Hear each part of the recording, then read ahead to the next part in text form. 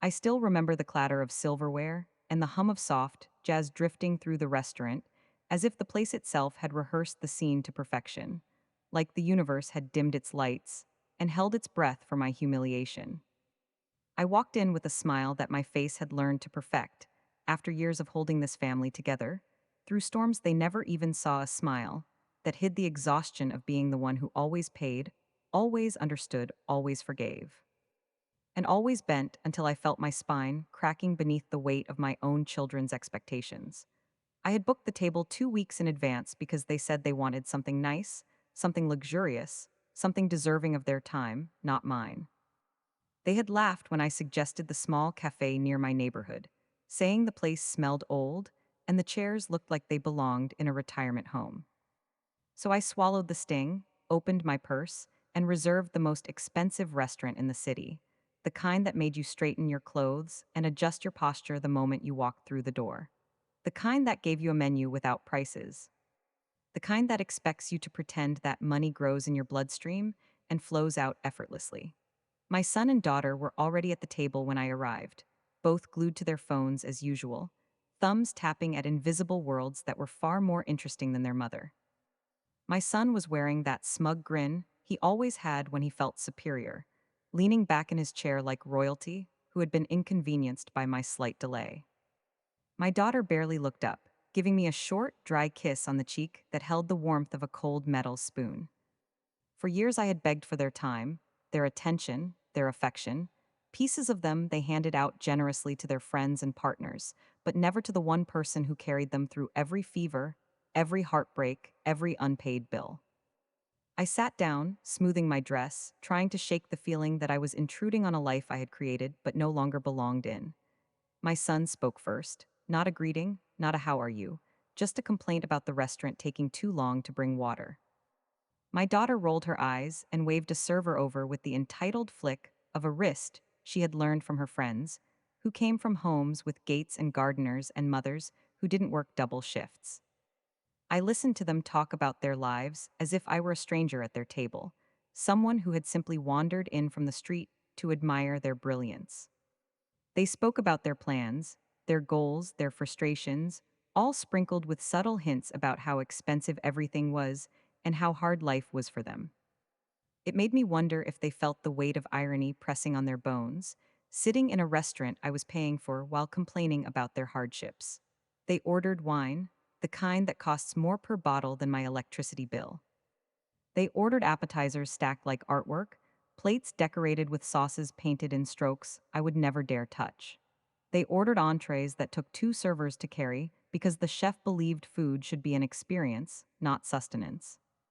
And with each order, they barely glanced at me as if it was assumed I would cover the bill because I always had, because my existence had quietly morphed from mother to financial institution. I watched them laugh at each other's jokes, lean close to share gossip I was not worthy of, and I felt something heavy settle in my chest, something that tasted like recognition. I was not part of their world anymore. I was the hands that raised them, not the heart they kept. When the food arrived, they devoured it with the bliss of people who believed the world existed to serve them, who never once paused to think about how long it had taken me to save enough to give them this meal. I ate slowly, savoring small bites, not because I wanted to, but because anxiety had stolen my appetite. The bill would be enormous. I knew it. They knew it too, but they didn't care. My son talked about investing in a new car as if he were discussing a weekend snack. My daughter mentioned a luxury trip she wanted to take with friends and subtly hinted that maybe I could help, because others had mothers who paid for things like that. I smiled, though inside something cracked like thin ice beneath too much weight. Then the moment came, sudden and sharp, slicing through the evening like a knife. My son looked at his phone and sighed loudly, rolling his eyes as though I had personally ruined his life. "Mom, can you cover dinner tonight?" he said casually, as if asking me to pick up milk from the store. My daughter nodded, adding that she had forgot her wallet and she had an early meeting and couldn't wait long. They stood up before I could respond, stuffing their napkins onto the table with the careless abandon of children who never learned gratitude. "We will meet you outside, Mom," my daughter said, tapping her phone, already walking away. My son clapped me on the shoulder as if I were an old friend he owed nothing to. Thanks, Mom. You are the best. I watched them walk toward the exit, expecting them to linger by the door, maybe wait, maybe look back, maybe show a flicker of appreciation. But they didn't. They stepped into the night and disappeared. I reached into my purse for my card, my hands trembling as I prayed it wouldn't decline. Years of being the safety net had taught me how to stretch a dollar until it begged for mercy. My heart pounded as the server approached with the leather folder in hand. When I opened it, the number hit me with the force of a truck. I felt my throat tighten. All those plates, all that wine, all those choices that were never mine, stacked into a cruel reminder of how little they thought of me. As I handed over the card, something in me died. Not loudly, not dramatically, but quietly, like a candle extinguishing in a room no one cared to light again. The server walked away and I tried to breathe. I told myself it was fine, that I was their mother, that this was what mothers did. But the lie tasted bitter. I sat alone in that beautiful restaurant, surrounded by laughter that did not belong to me, beneath lights that made everything look soft except my pain. When the server returned, relief washed over me as he placed the receipt down. My card had passed. My heart, however, had not. I gathered my things and walked outside expecting to see them. Maybe they had stepped to the side. Maybe they were waiting in the car. Maybe they were scrolling their phones and simply forgot to check the door. I scanned the parking lot. Empty. I looked toward the street. No sign of them. I called my son. No answer. I called my daughter. Straight to voicemail. Then I heard it. Laughter. Loud, unfiltered, drunken laughter roaring from the far side of the lot. I turned and saw their car speeding away, their silhouettes inside, their hands waving out the window like children on a carnival ride. Their laughter echoed through the night. Their joy danced on the pavement. They had left me behind. They had left me with the bill. They had left me alone. In that moment, the cold air pierced my lungs like needles. I felt stripped of dignity, stripped of motherhood, stripped of worth. I stood there in the parking lot with my purse clutched against my chest, my breath visible in the air, tears burning at the corners of my eyes but refusing to fall. I had spent years giving them everything, years sacrificing, years staying up late, fixing problems they created, covering costs they pretended not to see, and they repaid me with laughter as they drove away. Something inside me shifted, slow at first like the turning of an ancient lock. Then it clicked. A clean, cold clarity washed through me. The kind that comes not from anger but from awakening. The kind that whispers enough. I walked to my car, each step steadier than the last. I sat behind the wheel and stared straight ahead for a long time, letting the truth settle into my bones. They did not see me as their mother. They saw me as a backup plan, a wallet, a default resource to tap into whenever life's luxuries called their names. They did not know it, but tonight they had chosen their last free meal from me.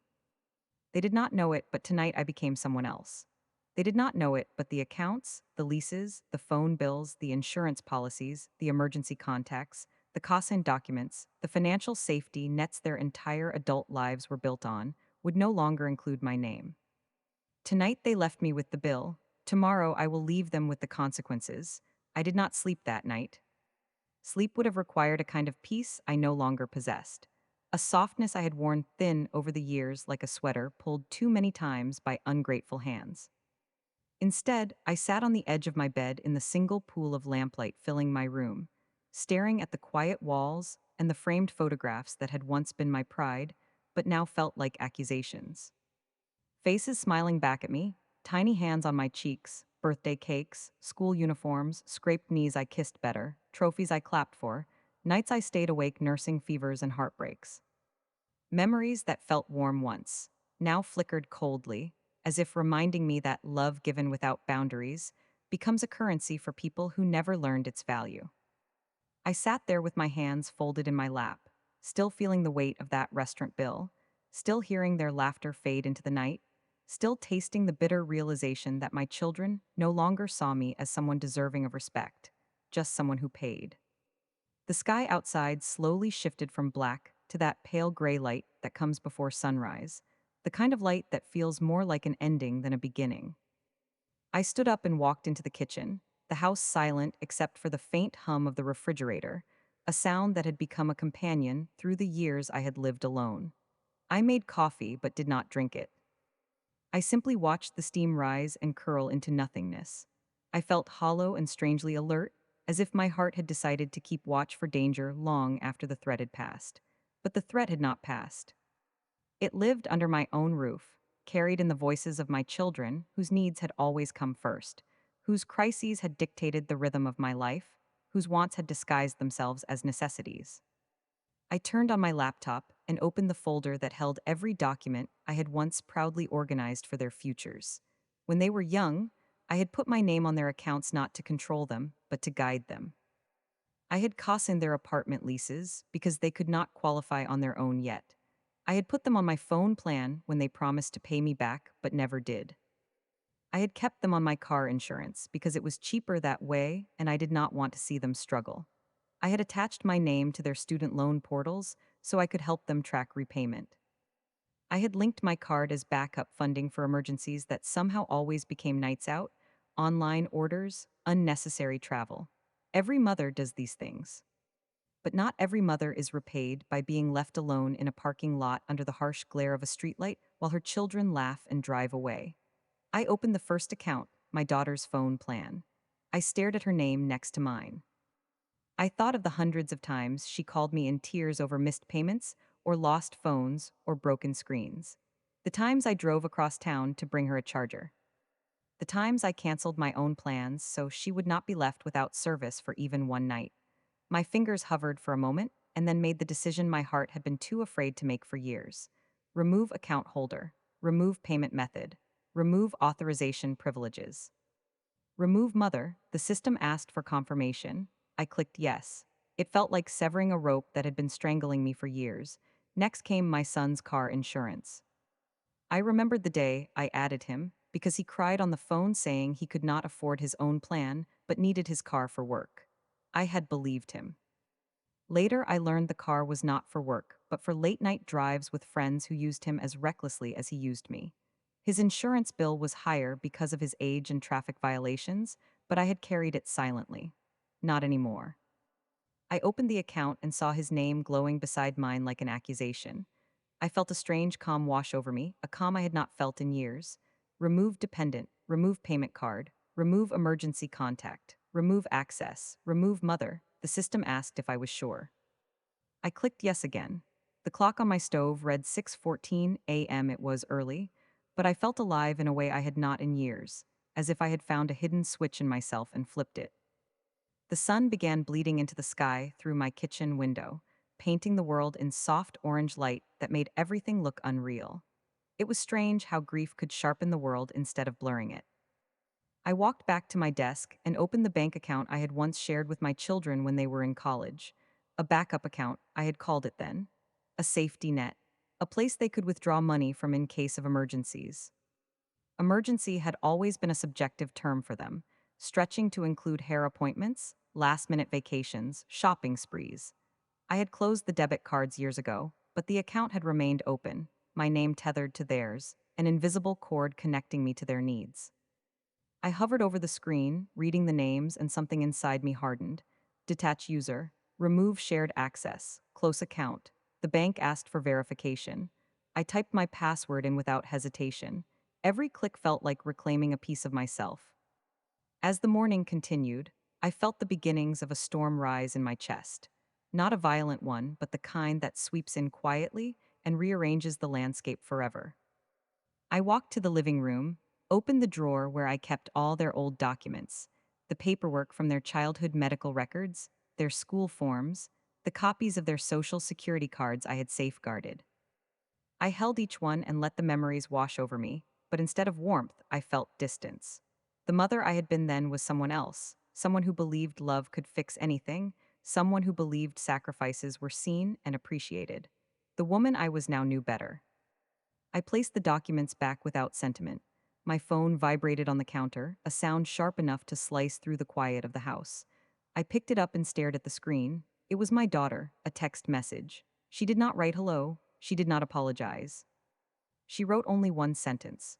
Mom, why is the phone bill saying payment failed? I stared at the message. I felt nothing, not anger, not sadness, just certainty. Another message popped up.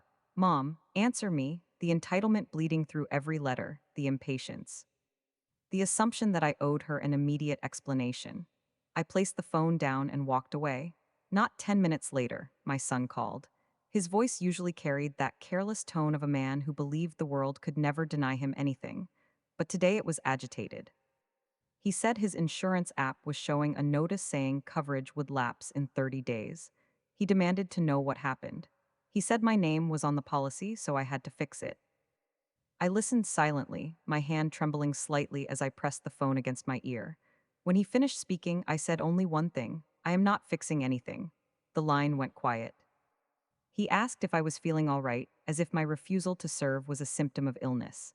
I told him calmly what I had done: each account, each removal, each severing of financial ties that tied my life to theirs.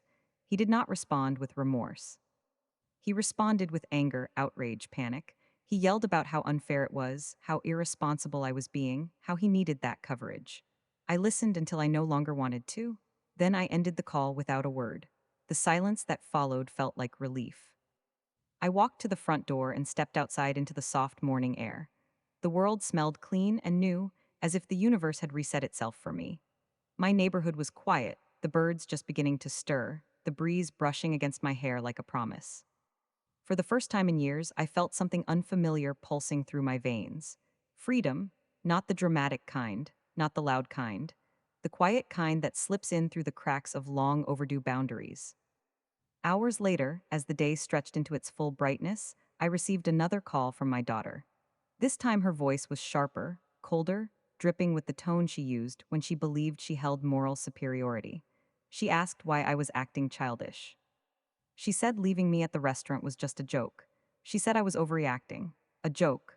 My humiliation, my tears, the ache in my chest as I watched their car disappear, all reduced to a joke. I felt heat rise in my chest, not anger but realization. They had lost all respect for me long before the restaurant. Last night had only revealed it clearly. I told her calmly that jokes end when the laughter hurts people. She sighed dramatically as if she were the victim.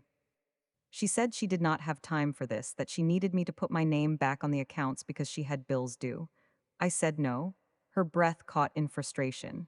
She threatened to block me. I reminded her she already had. She threatened to cut me out of her life. I reminded her she had done that years ago. Last night had just made it visible. She hung up. I felt something inside me loosen. Not joy, not satisfaction, just release. But the world was not finished shifting yet. As evening approached, the sky darkening into deep violet, I began receiving notifications. Account logins, failed access attempts, password reset requests. Both my children were scrambling, trying to break back into the systems they once relied on but no longer had keys to. I watched each notification with the emotionless calm of someone watching waves roll in from a safe distance. I realized then that they were not afraid of losing me. They were afraid of losing the version of me that kept them afloat. The final call came close to midnight. My daughter again. Her voice was different this time, trembling around the edges, not with sorrow but with desperation. She said her card had been declined at the grocery store and she did not have enough cash to pay for her things. She expected me to step in. She waited. She breathed shakily into the phone. My answer was simple and firm: "You are an adult. Figure it out." She cried. She pleaded. She begged. She said she did not mean the laughter, that she had not realized how it looked, that she was sorry if it hurt me, if. That single word told me everything. I listened quietly. Then I said a sentence I had never said to her before. I am done funding my own mistreatment. There was silence, heavy, sharp silence. Then she whispered words that should have softened me but felt like echoes of manipulation. "I need you." I closed my eyes. For years, those words had been my weakness, the hook that reeled me back into the pain. But now I heard them differently. Need is not love. Need is dependency. I finally understood the difference. "You needed my money, not me," I said. Then I hung up. As I turned off the lights and walked to my bedroom, I realized something profound. Love is not measured by how much you sacrifice. It is measured by how you are treated in return. And tonight, I had taken back my dignity in the simplest way possible. By saying no, tomorrow they would realize the full weight of my withdrawal. Tomorrow their worlds would shake. But tonight, I finally breathed. The next morning arrived with a strange stillness, the kind that settles over a house when something irreversible has happened. I woke not to the familiar weight of dread, but to an unfamiliar and almost frightening calmness. It felt as if my heart had finally stopped pleading for something that was never going to exist. as if the knot that had lived under my ribs for years had finally dissolved. The sun filtered through my curtains in quiet bands of light, illuminating the dust particles floating in the room like tiny confessions. I lay there for a long moment, listening to the silence, and for once it did not feel like loneliness. It felt like space, my space. But peace, I knew, never survived long in a family like mine. It took less than 10 minutes for the storm to find me again. My phone vibrated on the nightstand with a series of frantic alerts, each one more urgent than the last, each one carrying the names of the very people who had abandoned me in the restaurant parking lot less than 48 hours ago.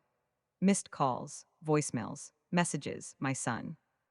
My daughter, even numbers I did not recognize, but I knew instantly they belonged to their friends, the people who had always encouraged them to push boundaries they never had to face consequences for. I did not answer. Not yet. Instead, I went about my morning with the deliberate slowness of someone reclaiming control. I brewed coffee and stood by the window as the dark liquid filled the pot. Outside, my street looked ordinary. Children waiting for the school bus, neighbors pulling out of driveways, dogs barking at nothing. A world that continued without my children, demanding something from me every second. It felt like a luxury I had not known I was allowed to enjoy. My phone vibrated again, this time a voice message from my son. I pressed play only because something deep inside me, something maternal and exhausted, needed to hear how far he had fallen since losing access to me. His voice flooded the kitchen speaker, loud and angry and trembling beneath the surface. He accused me of ruining his life. He said his car insurance company had already sent him a warning that his rate would skyrocket if he did not secure another policy in time. He said it was embarrassing, humiliating, that his friends had laughed when he said his mother cut him off. He demanded I fix it the way I always had. He said he did not have time for this because he had plans tonight and needed his car.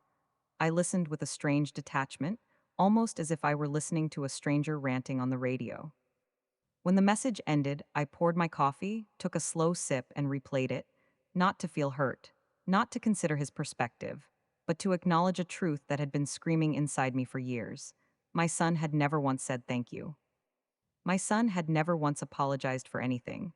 My son had never once considered me a person with limits. He considered me a tool, a resource, a mother in function but not in respect.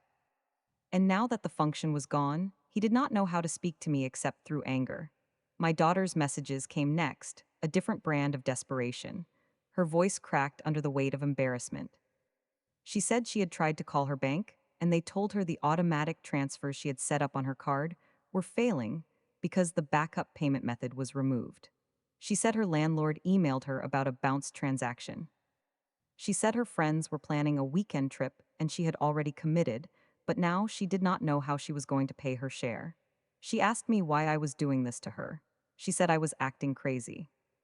She said a real mother would never behave like this. That last line echoed inside me like a slap. A real mother, a real mother, a real mother. The words stabbed at old wounds. For years I had tried to be that mother, the real one, the perfect one. The one who gave without asking, the one who stayed silent when spoken to harshly, the one who forgave quickly because she believed her worth was tied to how much she could endure. I had swallowed disrespect as if it were part of the meal of motherhood. I had smiled through neglect, excused selfishness, and mistaken crumbs of affection for love. But now, hearing my daughter weaponize the idea of maternal duty against me made something inside me rise with the force of a tide I could no longer push back. Maybe a real mother was not the one who gave endlessly. Maybe a real mother was the one who stopped the cycle when her children grew into people who believed exploitation was their birthright. My phone buzzed again. Another voicemail. Another stream of words designed to guilt me, blame me, shame me back into the role they wanted. But I ignored it, turned the phone face down, and let the world they had built around themselves crumble without me holding it up. By noon, I heard a knock on my front door. Not gentle, not polite, sharp and familiar, the kind of knocking that carried entitlement in each pound. My stomach tightened, they had come here. I walked through the quiet house, each step steady, though years of conditioning made my heart race. I opened the door only halfway. There they stood, both of them.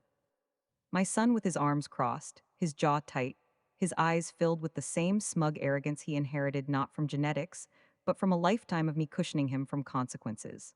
My daughter next to him, Mascara smudged under her eyes, her lips trembling in frustrated indignation. They did not say hello, they did not show concern, they did not acknowledge the pain they had caused. My son pushed the door wider without asking and walked inside as if the house belonged to him. My daughter followed, wiping her eyes but not from remorse, from panic. They stood in my living room and faced me as if I were the one who had wronged them. My son spoke first, his voice sharp. "Why are you doing this, Mom? What kind of mother shuts off her kids like that?" He paced as he spoke, hands flying in the air. "Do you know how embarrassing it was when my card got declined at the gas station? Do you understand how crucial my insurance is? Why would you sabotage me like this?" Sabotage, that was the word he chose, not accountability. Not responsibility, sabotage. I leaned against the arm of the couch, arms crossed. "You left me at the restaurant," I said quietly. The room fell silent for a moment. My daughter's eyes flickered with something, maybe guilt, but it disappeared quickly under the weight of her resentment. "Mom, it was a joke," she said with a voice sharpened by defensiveness. "We were going to come back. We just needed a minute to laugh. You are too sensitive." That sentence pierced deeper than they could ever know. Sensitive. The word people use when they crush your heart and expect you to pretend it does not hurt. I took a slow breath, forcing myself not to react emotionally, because I knew they were waiting for it. They needed the drama, the tears, the trembling voice, because that was how they regained control. But I refused to give them that power again. I looked at them both and spoke with a calmness that startled me. "You did not come back," I said. "You drove away laughing. You blocked my calls, you left me to pay a bill you created. You humiliated me, and you think this is about sensitivity." My son scoffed. "You always make everything dramatic. It was dinner, Mom. You act like we abandoned you on the street." My chest tightened, but I held his gaze. "You did. You abandoned me on a street, and you laughed while doing it." My daughter folded her arms and looked away. "None of that justifies what you did this morning. Removing your name from everything. You left us stranded." I took a slow step toward her, careful, deliberate, the way a woman steps when she finally sees the truth without flinching. "You stranded yourselves. You have been stranding yourselves for years. I was just the one who kept rescuing you." My son threw his hands up, pacing again. "We are your kids. You are supposed to help us." That sentence hit like a hammer, not because it hurt, but because it revealed the truth I had refused to see. My children had stopped being people with empathy and had become adults who believed I existed solely to solve the problems they created. They did not see me. They saw the services I provided. I straightened my back, feeling the years of weight slowly lift off my spine. "I am supposed to love you," I said. "I am not supposed to let you walk all over me. I am not supposed to teach you that cruelty has no consequences. I am not supposed to fund your disrespect." My daughter stepped closer, her voice shaking. "So what now? You cut us off forever. Is that it? You want us to suffer. You want us to hate you." I met her eyes, and for the first time in years, she saw not the mother she could manipulate, but the woman underneath. "I do not want you to suffer," I said. "I want you to grow up." For a moment, the room was silent, heavy, dense, charged with truths that had waited years to be spoken. My son's expression shifted from anger to disbelief. "So what? We are on our own now." I nodded slowly. "Yes, you are adults. You should have been on your own years ago." My daughter's voice cracked, not with sadness but indignation. "You cannot do this. You cannot just change like this." My lips curved into the faintest, saddest smile. I did not change. I finally stopped pretending. Her eyes filled with tears. Not regret, fear. Because without me, the world was not soft and forgiving. Without me, bills did not quietly vanish. Without me, consequences were real. They stood there, both waiting for me to backtrack, to apologize, to give in the way I always had. But I did not move. I let the silence answer for me. Eventually, my son shook his head, muttered something under his breath, and walked toward the door. My daughter lingered a moment longer, staring at me with eyes full of accusation and betrayal, as if I had broken her heart rather than the other way around. Then she left too. The door clicked shut, and the house became quiet again. But this time, the quiet did not feel empty. It felt earned. I stood in the living room for a long time, the air thick with the remnants of the confrontation. I exhaled slowly and felt something deep inside settle into place, like a puzzle piece finally clicking where it belonged. The storm had come, but it had passed without knocking me down. I had not caved. I had not apologized. I had not rescinded my decisions. For the first time in my life, I had chosen myself. And somewhere inside me, A voice whispered that this was only the beginning. The hours after they left, my house passed slowly, stretching across the afternoon like heavy curtains drawn over a window, muting the outside world but amplifying every sound inside my chest. I sat on the couch where they had stood moments earlier, still hearing the echo of their accusations, their disbelief, their outrage. My home, once filled with traces of their presence, now felt stripped bare of illusions, every room whispering truths I had been afraid to hear. The silence felt different this time, not lonely but honest, as if the walls themselves were exhaling after years of holding their breath. I stared at the door they had slammed behind them and wondered how long it would take before they realized I had not made a threat or a temporary stance. I had made a decision, one that carried the weight of years. I did not cry, I thought I might. Part of me expected my heart to crack open, to spill out all the hurt I had swallowed over time, but instead I felt something steadier. A quiet strength replacing the ache, a strange stillness where guilt used to live. This is what freedom feels like, I whispered to myself, testing the words. They felt strange on my tongue, but they were true. Evening crept across the sky, painting my windows with shadows that stretched long and thin across the floor. The air turned colder as the sun dipped behind the rooftops, and for a moment I allowed myself to wonder what my children were doing. Whether they were together, whether they were angry with each other or with me, whether they were already spinning a story among their friends about the terrible mother who dared to ask her grown children to be responsible for their own lives. I imagined them sitting somewhere, feeding off each other's indignation the way they always had, turning their shared irresponsibility into a united front against the one person who had always forgiven them. But I did not dwell on it. I was done giving energy to the versions of them that lived in denial. I made myself a simple dinner and ate it at the kitchen table, a place I had often sat while waiting for them to come home from nights they never explained. I washed the plate, set it in the rack, and realized suddenly how light my shoulders felt. It was unsettling at first, as if I were missing something, but then I understood. I was not missing anything. I had put something down, something heavy, something long overdue. I was preparing for bed when my phone rang again. I considered ignoring it, but something inside nudged me to check the screen. A number I did not recognize. Normally, I would let it go to voicemail, but tonight I answered. A woman's voice spilled through the receiver immediately, frantic and breathless, the kind that only comes from someone dealing with a problem they refuse to believe is theirs. She introduced herself as my daughter's landlord.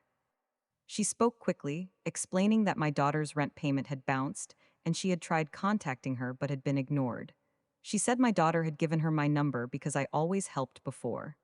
I listened, the corners of my mouth tightening. I told her simply that my daughter was an adult and that she would need to speak directly with her about the issue. The landlord hesitated, clearly confused by my tone. She asked if everything was all right. I answered truthfully. Everything is as it should be. She ended the call, politely but nervously, probably wondering how a mother could sound so calm while her daughter's world was buckling. She would not understand. Most people do not understand until they have lived through the years that lead up to a breaking point. I set the phone down and felt the first flicker of what the next few weeks would bring. The consequences had begun, not because I wished suffering upon my children, but because life finally had space to teach them what I had shielded them from. It was not revenge. It was reality. The next morning began with another string of messages. Voicemails from my daughter, her voice sounding more brittle than before but still wrapped in entitlement.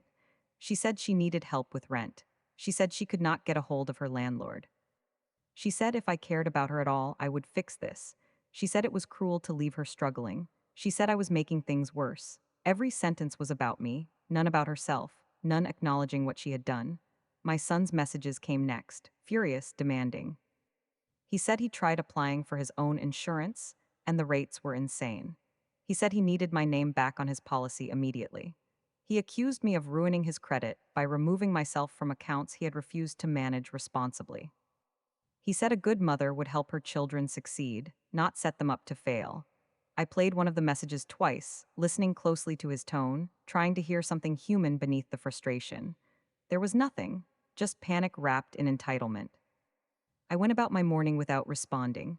I cleaned the kitchen, watered the plants, took out the trash, small acts of routine that felt grounding. My life had been entangled in theirs for so long that stepping back into the simplicity of my own existence felt like stepping into a quiet room after escaping a storm. By midday, my daughter showed up at my house again. This time she did not knock politely. She pounded on the door repeatedly, her voice echoing through the hallway as she yelled for me to open up. When I finally did, she stormed inside without waiting for permission. Her hair was messy, her eyes red, her clothes rumpled. She looked like someone who had spent the night trying to outrun the consequences of her own choices. She paced my living room like an animal searching for an exit that did not exist. She said she could not pay rent on her own. She said she did not have enough money saved up. She said her friends were busy and could not help. She said her bank refused to waive the late fee. She said she needed me, but the way she said it was the same as always. A demand disguised as vulnerability, a leash disguised as dependence. I asked her calmly how she planned to handle this moving forward. She stared at me as if I had spoken a foreign language. She said she could not handle it. She said that was why I was supposed to help. She said she thought family meant supporting each other. I wanted to tell her I agreed. That family meant support. But support goes both ways. Support requires respect, not humiliation. Support requires gratitude, not expectation. Support requires love, not manipulation. I told her gently that it was time for her to learn how to manage her life without relying on me as a safety net. She shook her head violently, her voice rising, tears spilling over. She said it was not fair.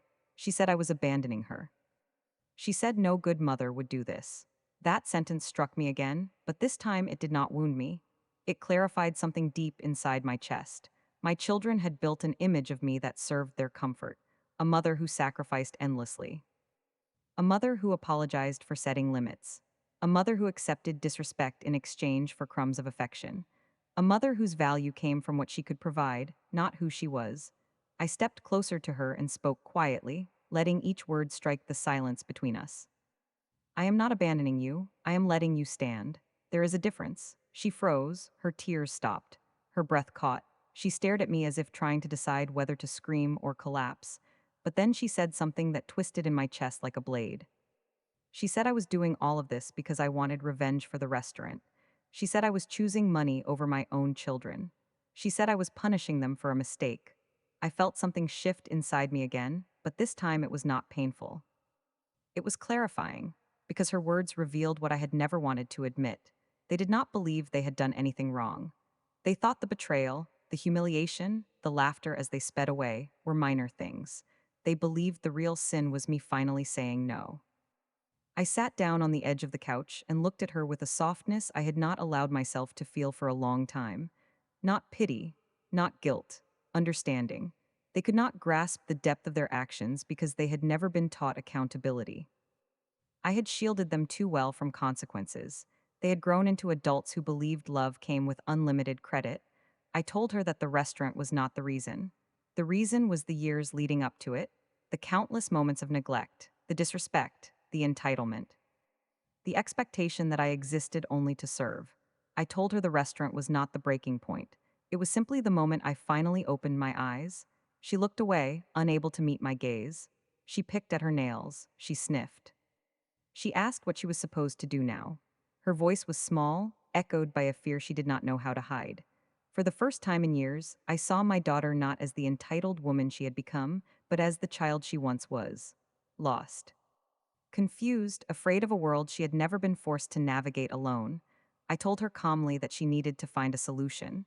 Reach out to her bank, talk to her landlord, adjust her spending, learn to budget. I told her she had the ability. She just had never been required to use it. She stared at me for a long time, then something hardened in her expression. She said that if I was choosing to cut them off, then I should not expect them to respect me anymore. That they would not be coming around for holidays, that they would not be calling for birthdays, that I would be alone. The words landed softly on my ears, not because they did not matter, but because I had already grieved the loss of their closeness long before today. You cannot lose what you have not had for years. She stormed toward the door, wiping her cheeks aggressively. She yanked it open and stepped outside without looking back. The house became silent again. But this time, I did not feel fear in the quiet. I felt power. I closed the door gently and leaned against it, letting out a breath that had lived inside me for far too long. The kind of breath you release when you stop trying to hold together something that has already fallen apart. In the stillness of my home, I felt something awakening, a version of myself I had not met in years, a woman with boundaries, a woman with dignity, a woman who refused to be erased, and the world I sensed was only beginning to shift around me.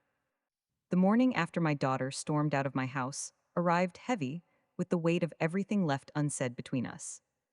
The air felt thick, as if the world itself understood that the fragile bridge between mother and children had cracked deeper, revealing a truth I had spent years pretending wasn't there. I lay in bed staring at the ceiling, tracing the faint shadows that stretched across it, listening to the hum of the house, a house that had weathered every version of me. The hopeful mother, the forgiving mother. The desperate mother trying to hold together a family that was already drifting apart like pieces of a broken shoreline scattered by the tide. But today, the house held the newest version of me, the mother who had finally stopped pretending she deserved nothing. I got up slowly, feeling a strange steadiness in my body. It was as if every ligament and muscle had been waiting for this version of me, the version who knew when to step back instead of leaning forward, the version who no longer let guilt gnaw at the edges of her spine.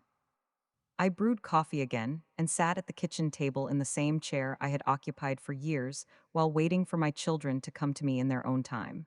But today, I did not wait for anything. I simply let myself breathe. Then the phone rang, slicing through the quiet like a blade. Not once, not twice, but over and over again, vibrating against the counter like it was possessed. I did not need to check to know it was my son. His calls always carried a rhythm of impatience, an urgency born not from love but from panic and entitlement. This time, I let it ring until it stopped. Then it started again and again. Finally, something inside me whispered that it was time to listen, not to fix, not to soothe, but to understand the depth of what came next.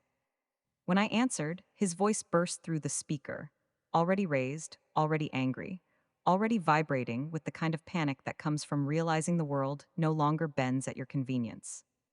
He said he had gone to the insurance office in person, and they told him the new rate, the one he would have to pay without my name lowering the policy, was higher than his rent. He said he had tried calling other companies, and the quotes were worse. He said he could not afford any of it. He said he was going to lose his car. He said I wouldn't understand because I never struggled the way he did.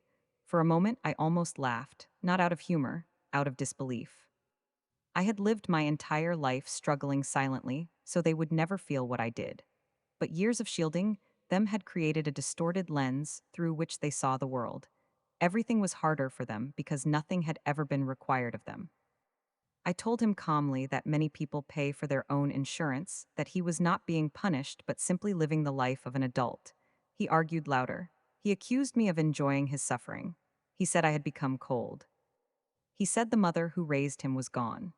I responded softly that the mother he remembered had been exhausted, stretched thin, carrying all of their lives while they ran freely without looking back. That mother had been fading for years, and they had never noticed until the convenience disappeared.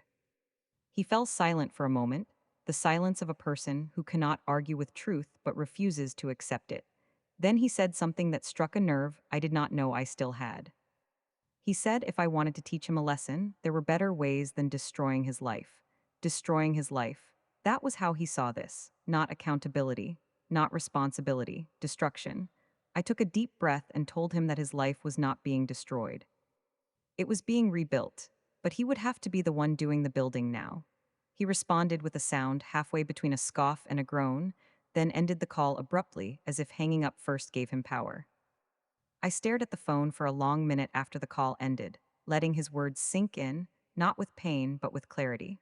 My children were adults only in age. Emotionally, they were still waiting to be rescued, and I had been the willing rescuer for too long. By mid-afternoon, things escalated.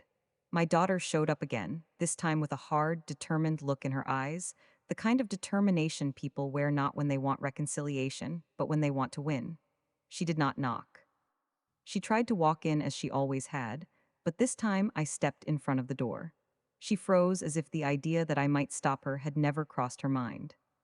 She crossed her arms and lifted her chin, a posture she had perfected over the years to assert superiority. She said she had spoken to her brother, and they both agreed that I was acting irrationally. She said they understood that I had been hurt at the restaurant, but it had been long enough, and it was time to move on. She said I needed to put everything back the way it was so they could function. The way she said functioning made my stomach twist. Functioning for them meant leaning on me until I was bent over their weight.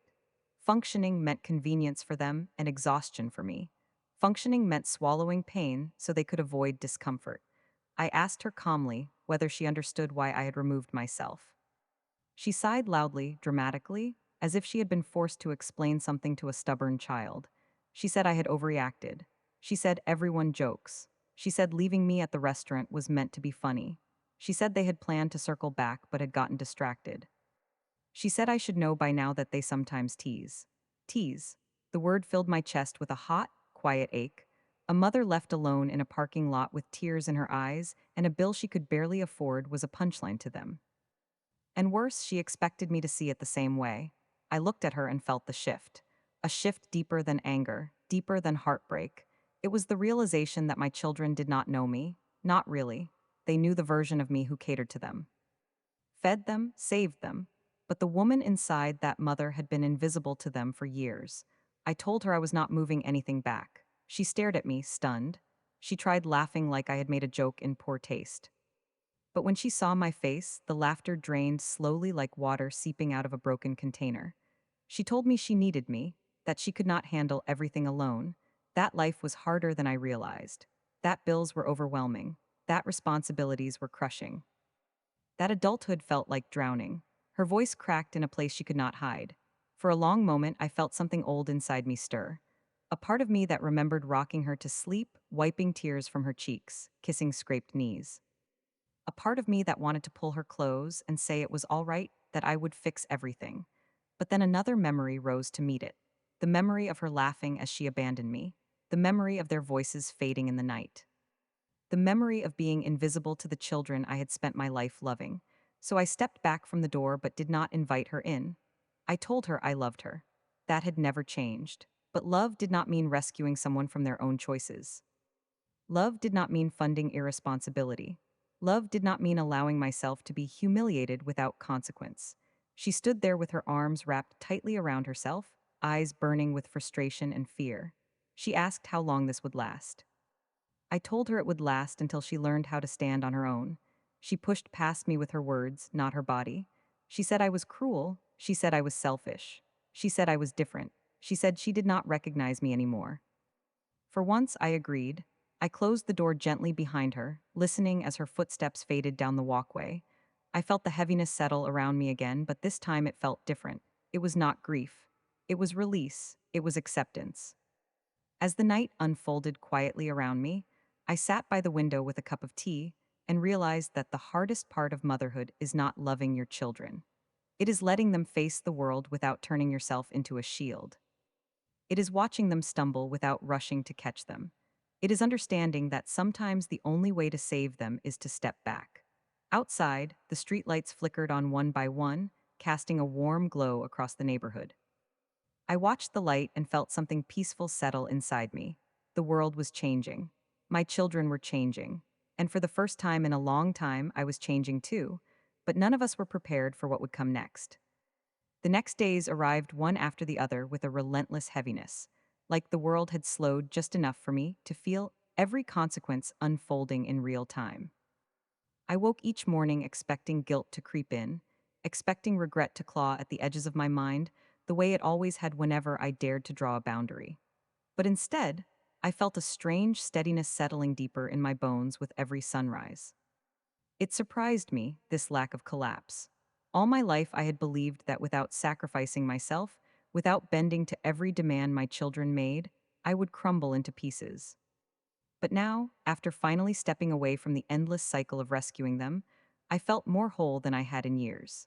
Yet peace rarely survives long when the world you held together begins to fracture without your hands supporting it. On the third morning, the calls began again.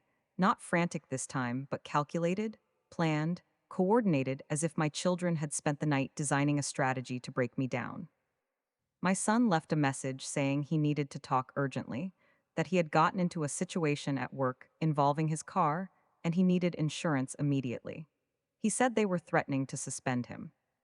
His voice trembled in a way I had not heard since he was a teenager, but beneath it still lingered the expectation that I would rush in to fix it all. That expectation alone was enough to keep my heart from softening. My daughter's message followed, shaky and uneven, saying she had spoken to her landlord again, and they were threatening penalties. That her bank account was nearly empty. That her friends backed out of helping her.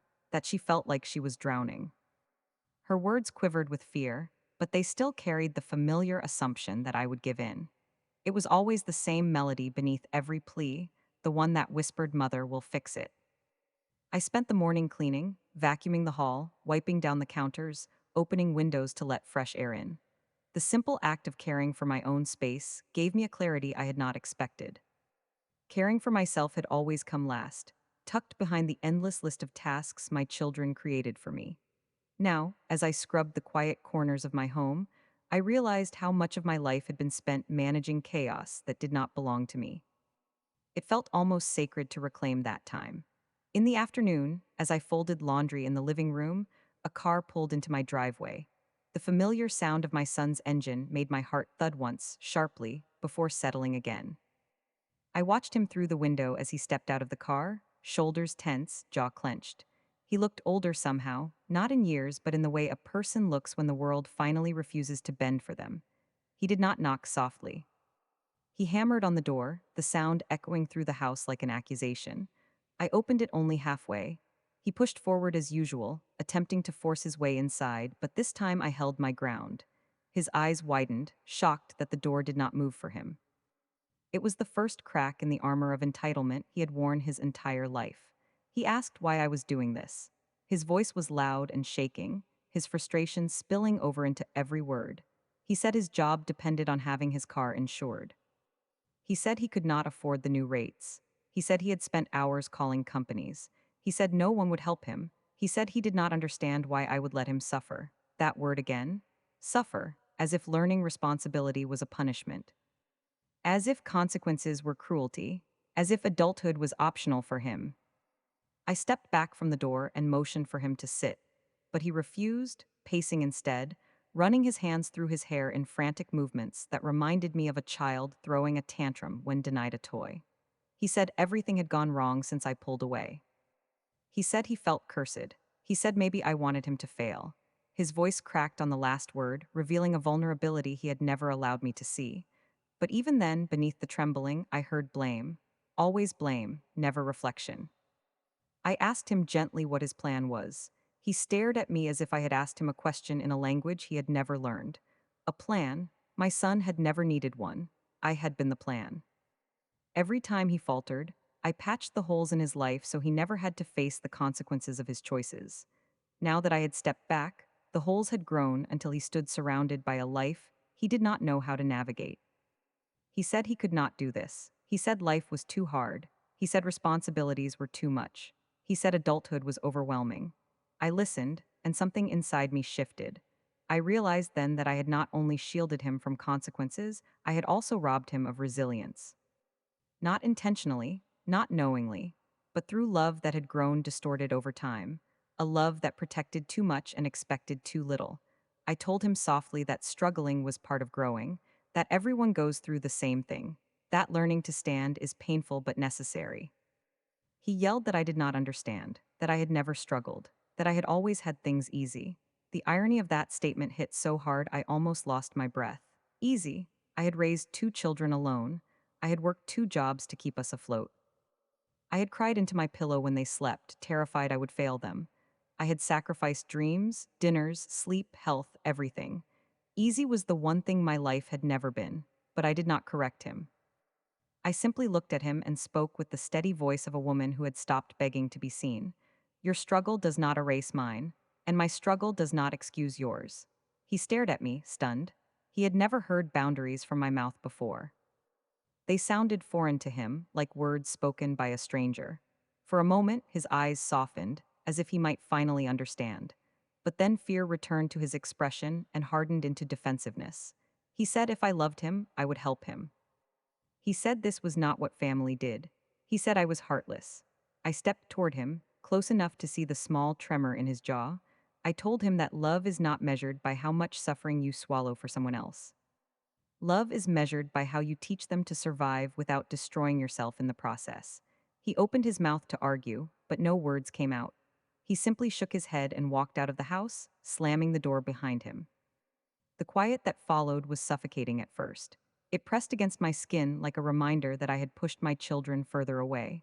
But as I sat down on the couch and let the silence settle around me, the suffocation slowly turned into something else. Relief, then grief. Then acceptance. Later that evening, my daughter called. Her voice was raw from crying, softer than it had been in days. She told me her landlord had given her a deadline. She told me she was terrified of being evicted. She told me she had no idea where she would go. Her voice shook in a way that made me close my eyes, fighting the instinct to gather my keys and rush to her. Years of motherhood had wired me to respond instantly to her pain. But then she said something that cleaved through the last strands of my old self. She said she knew I was doing this because I loved watching her struggle, that I enjoyed having power over them, that I was becoming vindictive. The accusation stunned me for a moment. Not because it wounded me, but because it revealed how deeply twisted their perception had become. They mistook boundaries for revenge, accountability for cruelty, independence for abandonment. I told her quietly that if I had enjoyed watching her struggle, I would never have spent decades protecting her. But protecting her had become enabling her, and enabling her had become erasing myself. She cried harder. She asked what she was supposed to do now. I told her the same thing I had told her brother. Figure it out, see it through, grow from it. She said she could not. I told her she could. She hung up. When the night settled outside my windows and silence filled the house again, I felt the weight of their unraveling, their fear, their confusion, their anger, and I felt my own weight too. The burden of choosing myself for the first time, the guilt trying to claw its way back, the loneliness creeping around the edges, but beneath all of it, a truth pulsed steadily like a heartbeat. I was not breaking my children. I was allowing life to shape them. And I was allowing myself to heal. The world outside was dark and still, but inside me something was shifting again, preparing me for the next storm that I knew was coming. Because children who have never faced accountability rarely give up easily. And the real confrontation had not even begun. The days that followed carved themselves into my memory like deep grooves in stone, each one heavy, each one etched with the slow unraveling of the world my children had built on the shaky foundation of my sacrifices. I woke every morning to the same string of missed calls and unread messages, their voices bleeding through the phone with rising panic, rising anger, rising desperation.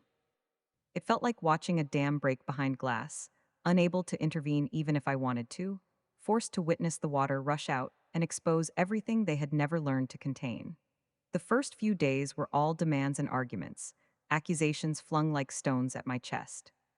But by the end of the week, something began shifting in their tone. Something darker, something deeper, something that told me they were no longer just frightened or angry. They were beginning to spiral. It was a Saturday afternoon when the real storm arrived, brewing silently in the sky long before I felt it strike the ground beneath me. I was in the yard trimming the corner of an overgrown shrub when I heard a car screech into my driveway so violently that gravel sprayed across the pavement. The sound made me flinch, my heart lurching upward in my ribs. I wiped my hands on my pants and walked toward the porch with a sinking feeling already pooling in my stomach. When I stepped outside, the scene in front of me made my breath catch.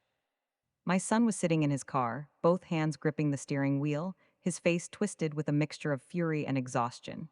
His sister was beside him, her eyes swollen, her cheeks blotchy from crying. They looked like two people who had run out of road and slammed directly into the wall of their own consequences. My daughter stepped out first. She didn't wait for him. She marched toward me with the force of someone who had spent the entire ride rehearsing a speech fueled by bitterness and fear. The moment she opened her mouth, her voice shattered the fragile silence between us. She said she couldn't take it anymore. She said her landlord had given her 3 days to come up with the money, or she would be forced to leave. She said she had reached out to friends and no one could help. She said her job did not pay enough. She said she didn't know where she would sleep. Her words poured out rapidly, tripping over each other, forming a river of panic that threatened to pull her under at any moment. My son stepped out slower, leaning against the car as if holding himself up required more strength than he had left. He didn't shout, not at first. His voice was low, steady, almost eerily calm. He told me he had gotten written up at work because he couldn't drive clients without insurance. He said he was one mistake away from being fired. He said he didn't have the money to pay the new rates. He said he felt cornered, trapped, suffocated. And then his voice broke in a way I had never heard from him before. He said he was scared. For the first time since this whole ordeal began, fear flickered through me. Not fear of their anger, not fear of confrontation, but fear of how deeply they were unraveling without the safety net I had always provided. It wasn't their consequences that frightened me, it was their inability to cope with them. They were both adults, well into their 20s, but they stood in front of me like frightened children, clinging to the last remnants of stability they believed I owed them. I stepped closer, but before I could speak, my daughter exploded. Her voice rose into a cry so sharp it felt like glass splintering in the air. She said she couldn't believe I was doing this to them. She said she felt betrayed. She said no mother should ever watch her children drown and refused to throw a rope. Her words hit me like lightning, not because they were true, but because they revealed the depth of the illusion they had lived in. They believed the world owed them rescue. They believed I owed them rescue. They believed suffering was something that only happened to other people, never to them, and if it did, it was my responsibility to soften the blow. I told her gently that she was not drowning. She was learning to swim. She screamed that she had no idea how.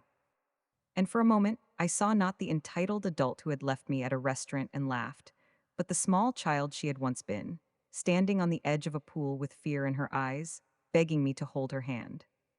But life was not a pool, and I was not her float anymore. She had to learn how to move through the water without me. My son pushed off the car and came closer. His voice rose with hers, their desperation feeding off each other until it spiraled into something loud enough to shake the quiet street. He accused me of abandoning them. He accused me of turning cold. He accused me of enjoying this power. His words grew harsher, sharper, digging at the softest parts of me, the parts that were still bruised from years of being stretched thin. He said he didn't recognize me anymore. I felt something inside me shift again, a slow, steady tightening that anchored me in place. I took a deep breath and told them I had not abandoned them. I had stepped back so they could step forward, but they had never taken a step on their own before, and they did not know how. They did not want to know how. They wanted the world they grew up in, where I cleaned up their messes before they even noticed they had made one. My daughter suddenly walked up to me so close I could feel her breath on my face. Her eyes were wild with emotion. She asked if I was happy now, if watching them fall apart gave me satisfaction, if this was revenge for the restaurant, if punishing them made me feel powerful. Each question struck like a hammer. Each accusation carried the weight of years of misunderstanding. She couldn't see the truth. They both couldn't. It was never about the restaurant. The restaurant had simply been the moment my heart finally broke open enough for me to see the truth I had ignored. The truth that I had taught them to treat me the way they did. The truth that I had allowed myself to be the constant fallback. The truth that I had erased myself so thoroughly they no longer saw me. I spoke quietly, but firmly, letting each word settle in the space between us like stepping stones on a river they had never crossed.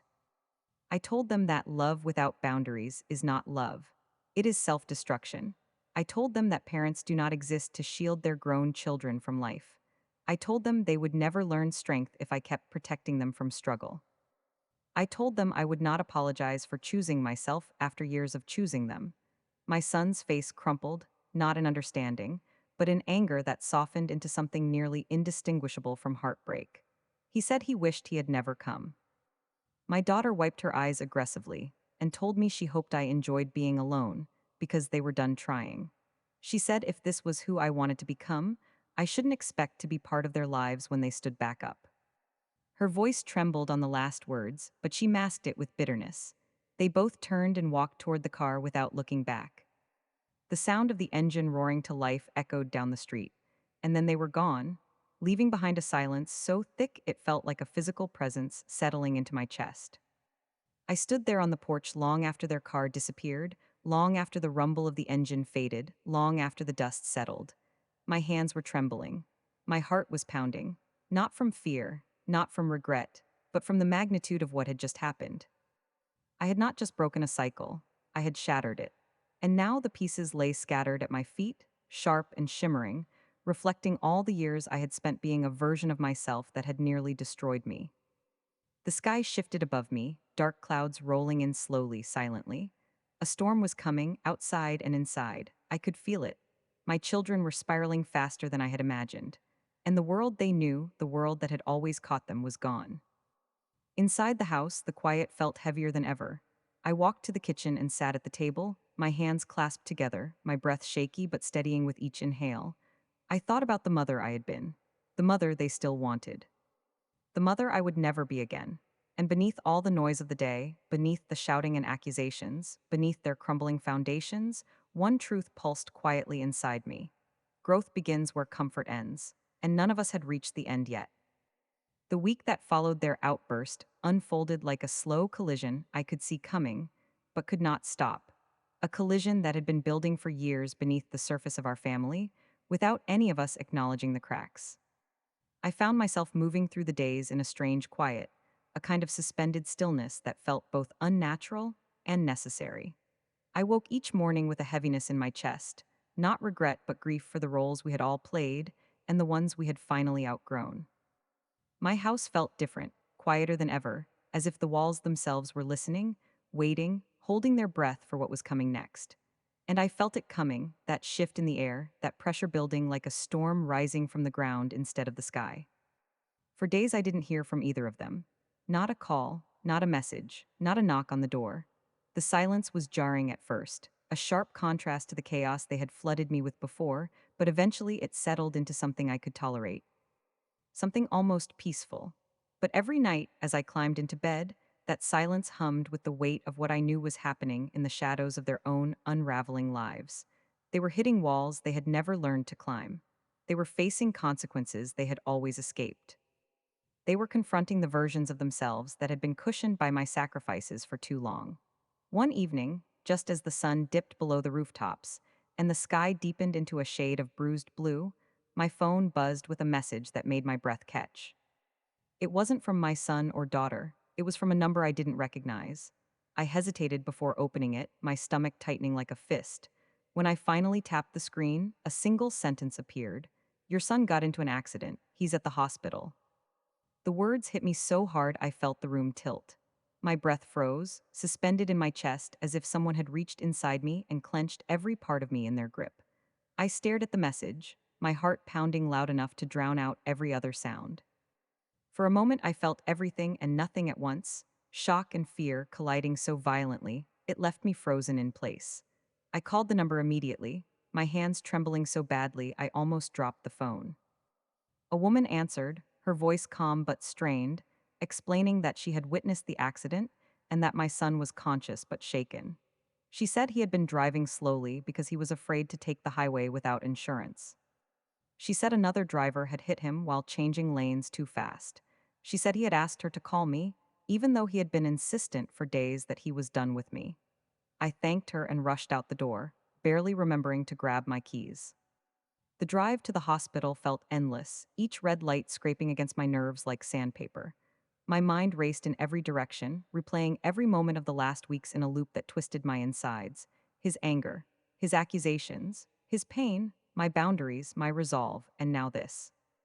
A moment that reminded me that no matter how strained our bond had become, he was still my child. The same child who used to crawl into my lap after nightmares. The same boy who once clung to my arm when he was nervous. The same soul I had carried into this world with all the hope and fear of a young mother. When I walked into the hospital hallway and saw him sitting there on the bed, holding an ice pack to the side of his face, his shoulders hunched, his eyes red with exhaustion, something inside me cracked.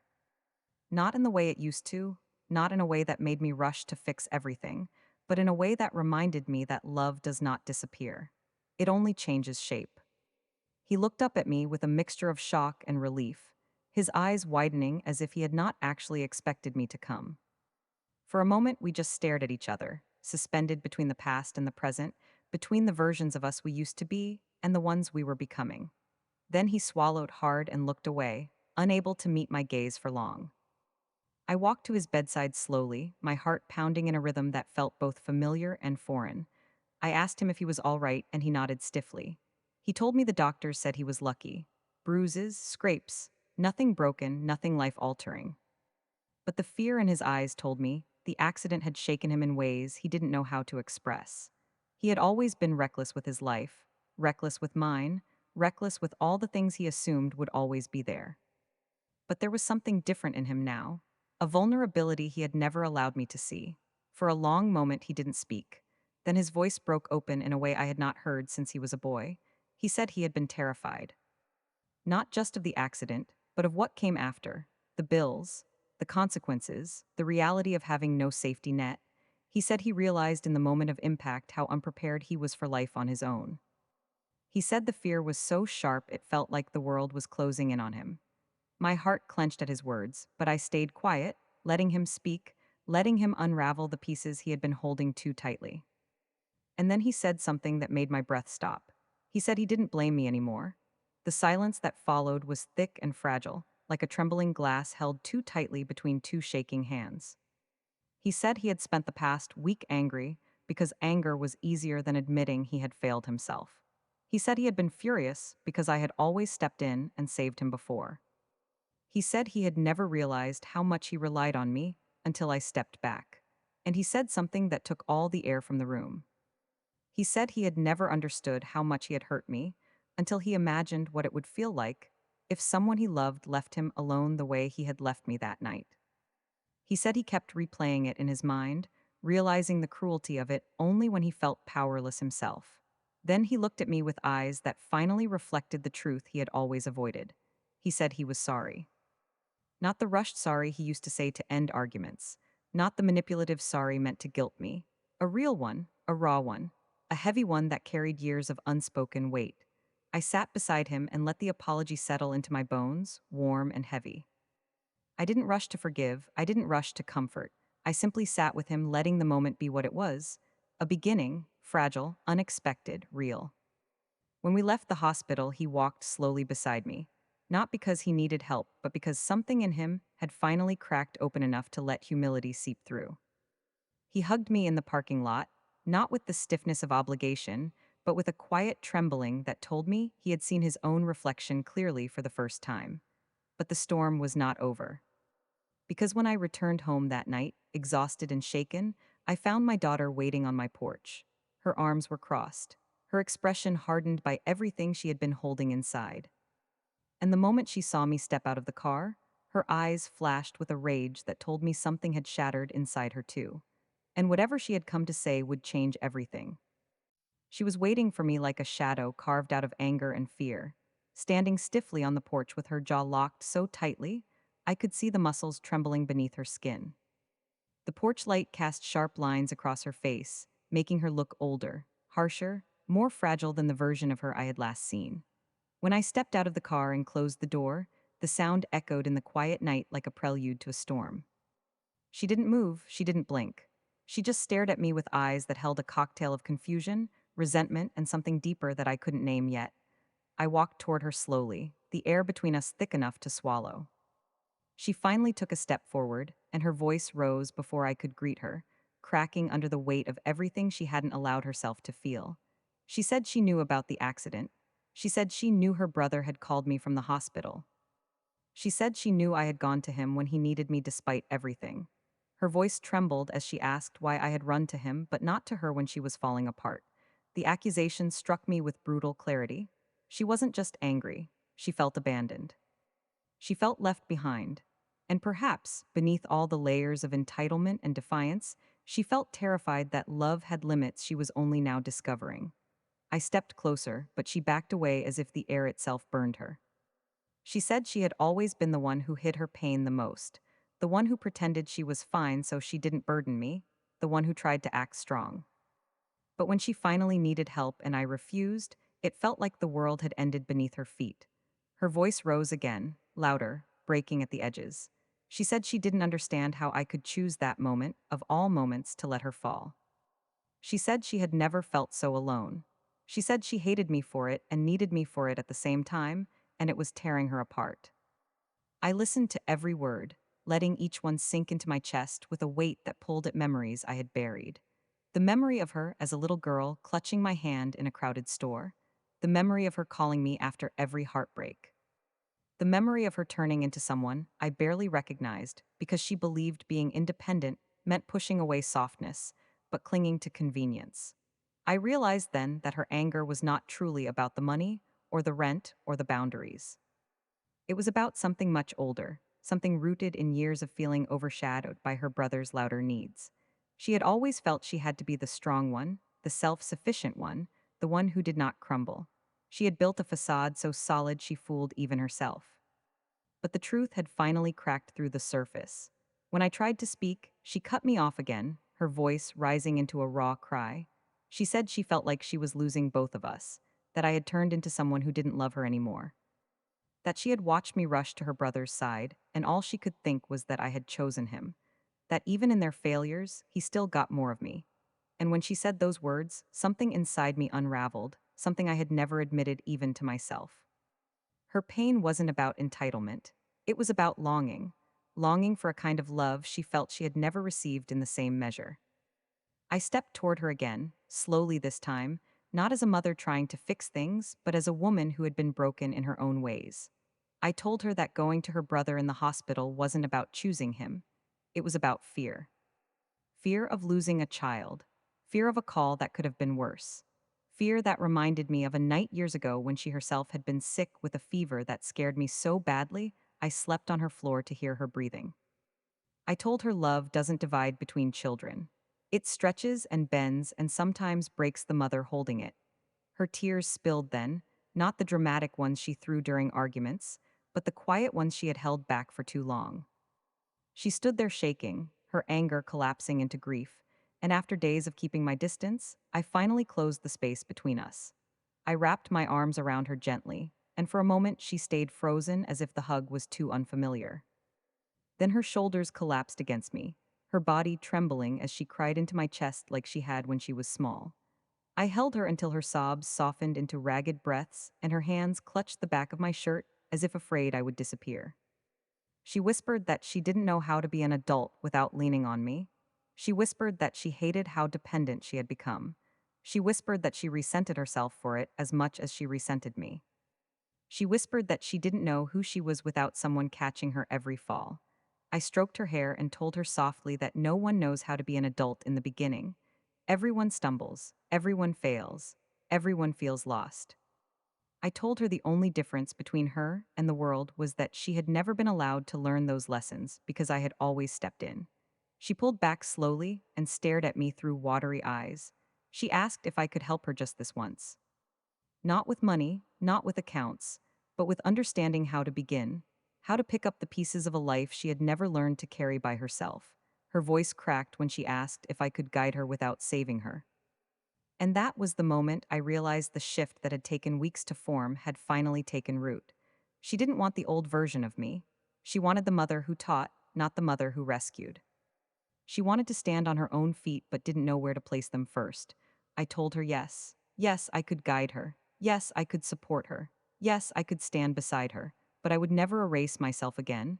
I would never carry what wasn't mine. I would never sacrifice my dignity, or my mental peace, or my financial stability for the sake of protecting them from life. I told her she would have to walk her own path with her own steps, but I would be by her side cheering her on, not dragging her forward. She nodded slowly, as if letting those words settle into her bones.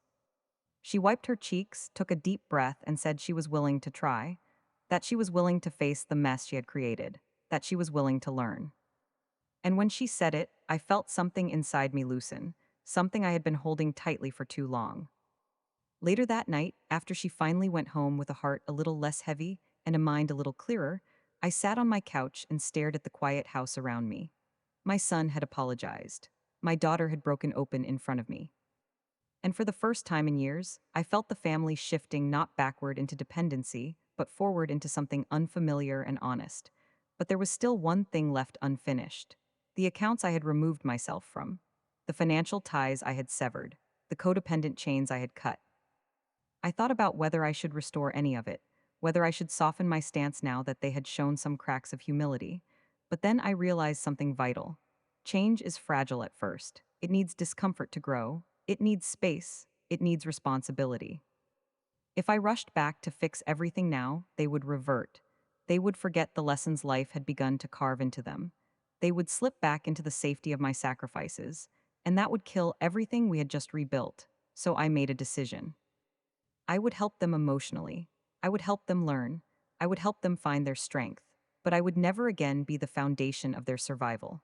The next afternoon, the three of us sat together at my kitchen table for the first time in a long time. It wasn't perfect, it wasn't smooth, it wasn't magically healed, but it was real. My son apologized again, quieter this time.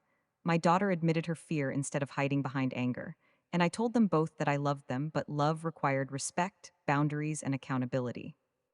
I watched them listen, truly listen, maybe for the first time in their lives. The road ahead would not be easy. We were rebuilding something from ashes, but it was ours. And for the first time, it felt like it might actually survive. When they left that evening, hugging me with a tenderness that carried the weight of everything we had just lived through, I stood at the doorway and watched them walk to their separate cars, not leaning on me, not expecting rescue, not turning me into their safety net. Just two young adults trying, finally trying, to stand on their own feet. I closed the door softly behind me and pressed my back against it, letting out a long breath I had carried for years. They once left me at a restaurant with the bill and drove off laughing. But now I had reclaimed the one thing they had never intended to take from me, myself. And in doing so, I had given them back something they didn't even know they needed, their future. If you want more real, raw, emotional stories that hit your heart and keep you reading till the last line, make sure you follow the channel. Every week, I drop a new story full of twists, betrayal, family drama, healing, and powerful endings. Follow now so you never miss the next story that grips your soul. Like, share, and comment to support the channel and keep these stories coming. Turn on notifications so you're always first to read what happens next.